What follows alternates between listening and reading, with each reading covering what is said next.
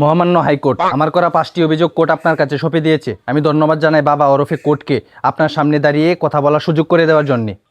দেহ খেরা কইছিলাম না যে দশারা লাগে না লাগে মনটা চাইতাছে হেল কুত্তি একটা কিছু করিয়ালতাম সালায়াতে যৌতুর নামায় সই কর ধরলে হেরে তালাক দেলবাম তো শোনালেন পুত্রতে যৌতুর করতাম না।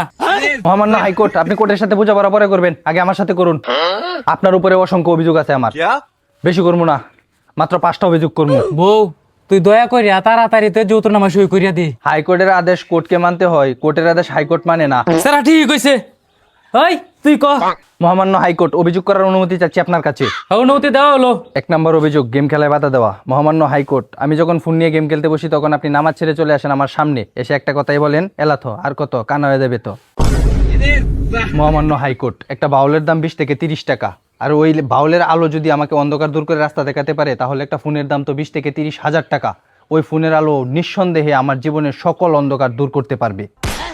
20 থেকে 30 হাজার টাকার ফোনে যদি এত পাওয়ার থাকে তাহলে 1.5 লাখ টাকার আইফোনে তো পুরো সূর্যটাই আছে। আমার একটা আইফোন লাগবে।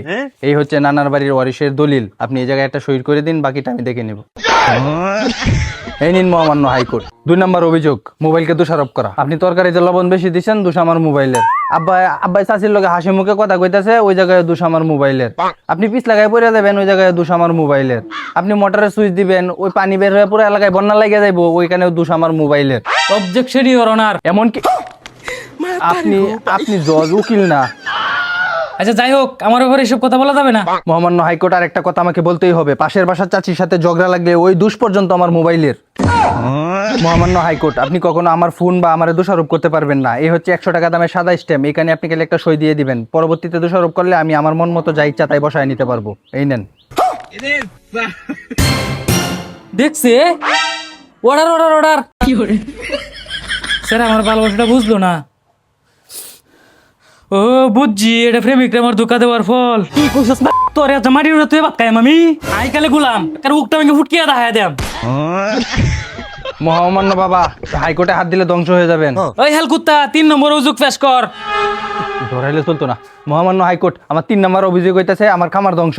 আজ পর্যন্ত ফার্স্ট ইয়ার কাম হইতে দাস না, তোমার কামার খাইছি আমি। হ্যাঁ আপনি খান নাই, আপনার বাবা খেয়েছে, মানে আমার নানা। আমার যখন বয়স 3 দিন তখন আমার বাবা আমার নানাকে 1200 টাকা দামের একটা বড়ি কিনে দিছি। মহামান্য হাইকোর্ট, একটা ছাগল প্রতি বছর 4টা করে বাচ্চা দেয়। আমার এখন 15 বছর বয়স।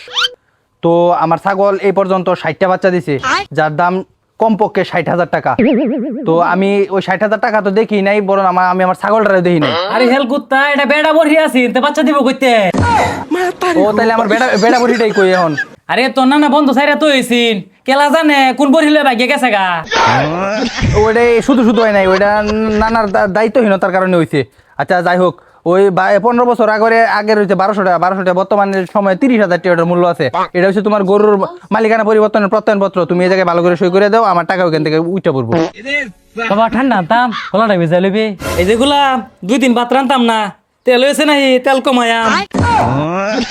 মহামান্য হাইকোর্ট, আমার 4 নম্বর অভিযোগ পেশ করার অনুমতি চাচ্ছি। ওই হেল কুত্তা, অনুমতি দিলাম, তুই ক। 4 নম্বর অভিযোগ, দোকানে পাঠানো। মহামান্য হাইকোর্ট, আপনি এই পর্যন্ত আমাকে 1000 বার দোকানে পাঠিয়েছেন 10 টাকা দিবেন বলে, অথচ 1 টাকাও দেননি, যা বর্তমান সংখ্যায় দাঁড়িয়েছে 10,000 টাকা। এখন এটা হচ্ছে আপনার ব্যাংকের চেক, আপনি এই জায়গায় সই করে দিবেন, 10,000 টাকা আমি ব্যাংক থেকে তুলে আনবো। এনেন সইটা সবার আগে করেন, আমার দোকান বাকি আছে নাকি ওগুলো দিতে হইব, সই করেন, তাড়াতাড়ি করেন। 5 নম্বর অভিযোগ, অযথা সন্দেহ। মহামান্য হাইকোর্ট, কিছুদিন আগে ভোর 5টায় আমার ফোনে একটা কল আসছিল। যে কলটা আসছিল বাংলালিংক অফিস থেকে, আমাকে অফার দেওয়ার জন্য অফিস থেকে কল করা হয়েছিল। সেই কলটা রিসিভ করেছিলেন আপনি। ফোনের প্রান্ত থেকে মেয়ের কণ্ঠ আসার কারণে আপনি আমাকে অনেক মেরেছিলেন, যার ব্যথা এখনো আমার গায়ে আছে। Order order order. শাক দে মাছ ডাউন জানা সেরি কইছে না, আমি শুনছি 200 টাকা 9 জিবি এমপি 30 দিন মেয়াদ। জানতাম আপনি বিশ্বাস করবেন না, এই জন্য আমি বাংলালিংক অফিস থেকে কল রেকর্ড নিয়ে আসছি। এই পাশে হচ্ছে কল রেকর্ডের হিস্টোরি, আর এই পাশে হচ্ছে ওষুধের বিল। সবগুলো এখন পরিশোধ করবেন। वो अलग ही लेवल का बंदा था। আমার জামাইয়ের নাম হেকিয়া, আগে পরে সব অভিযোগ তোর দেখিয়া আমি সুপ্রিম কোর্টের কাছে দিলাম সপ্পিয়া। আমার এটা কি করলে? সুপ্রিম কোর্ট আবার কেডা? কেডা মানে? কোর্ট হইছে তোর বাপ, হাইকোর্ট হইছে তোর মা, সুপ্রিম কোর্ট হইছে তোর বউ। তুই যাবে অভিযোগ করতাছস, এটা সমাধান একটাই, তোরা বিয়া করাই যাত্তা না, কারণ বাল্য বিবাহ হইব। আমার বয়স হয় না, 18 হয় নাই। তুমি কেমনে করাইবা? তোরে বাল্য বিবাহ করাইবো গেলা, তোরা ডাইরেক্ট কোর্ট ম্যারেজ করাইয়াম। আমি হেকের বউ হালিমা আজকের মতো রিজাইন দিলাম। কোর্ট আজকের মতো মন্তব্য ঘোষণা করা হইলো। আমার কাজটা কিন্তু ঠিক হয় নাই। আব্বা তুমি একটা কিছু করো। আরে বাজান, হাইকোর্টে যে রায় দিছে কোর্টে কিছু করতা তো না, আর সুপ্রিম কোর্ট ওহন টেলা বুঝবা আব্বা তোমার দুইটা হাওয়া করি আব্বা সন্তান জীবী হয়ে ধরে বাঁচাইবো তো মা বাহে ওর মা তো যেটা মুখ ফিরাই নিছে তুমি বাপু বাঁচাও আব্বা বাজান হাইকোর্টের রায়ের উঠে আমি যাইতাম না বাজান। আব্বা দয়া করে তুমি একটা কিছু করো আবার না করো না আব্বা। আরে বাজান আমি উল্টা তোর ভাও ধরতাছি, আমি এই সমস্যার সমাধান করতাম না বাজান। না গো গরো যাই আব্বা আমার ভালো করে বুঝাই গিয়া যদি বিয়া করাতে জানছে আমার জীবন শেষে নিয়ে শেষ। ওই তোর করো ডর অনুমতি আছে না হাইকোর্টে? এ আব্বা আমার কথাই কইরা তুমি এমন করো না, তুমি তো অন্তত আমার কষ্টটা বুঝবা। আমি বিয়ে করলে আমি শান্তিতে থাকতে পারবো না। আব্বা দরজাটা খুলো আব্বা।